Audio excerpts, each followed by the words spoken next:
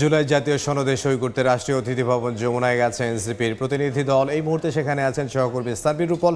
সরাসরি যাব তার কাছে। রূপল,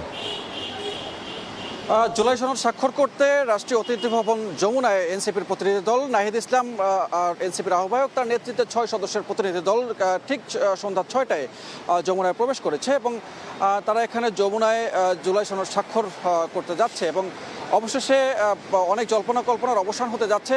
জুলাই সনদের যে মূল একটি বিষয় প্রশ্ন উঠেছিল যে এনসিপি অর্থাৎ জুলাই সনদের যে জুলাই অভ্যুত্থানের যে শক্তি তার মাধ্যমে গঠিত যে রাজনৈতিক দল, সেই রাজনৈতিক দলটি এই জুলাই সনদে স্বাক্ষর করেনি এতদিন এবং সেটি নিয়ে নানান মহলে প্রশ্ন উঠেছিল এবং অবশেষে সেই জুলাই সনদে স্বাক্ষর করতে যাচ্ছে এনসিপি এবং এর মধ্য থেকে তাদের যে সংশয় ছিল সেই সংশয় শঙ্কা নিশ্চয়ই কেটে গেছে এবং যার ফলে তারা সেই আস্থার জায়গা থেকে জুলাই সনদ স্বাক্ষর করতে যাচ্ছে। এবং এর মধ্যে আপনারা জানেন যে ত্রয়োদশ জাতীয় সংসদ নির্বাচনে এই জুলাই সনদ বাস্তবায়নের জন্য যে গণভোটের আয়োজন করা হয়েছিল, সেই গণভোটে জয়যুক্ত হয়েছে এবং বিপুল ভোটে জয়যুক্ত হয়েছে, অর্থাৎ 7.5 কোটি ভোট গণভোটে পড়েছে। তার মধ্যে 4.5 কোটি ভোটের বেশি এই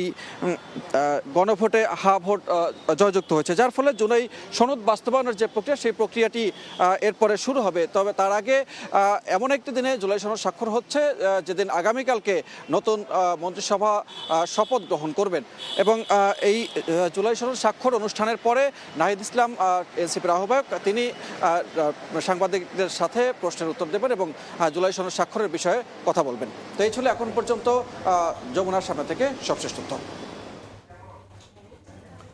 রাষ্ট্রীয় অতিথি ভবন যমুনার সামনে থেকে সহকর্মী সাব্বির রূপল।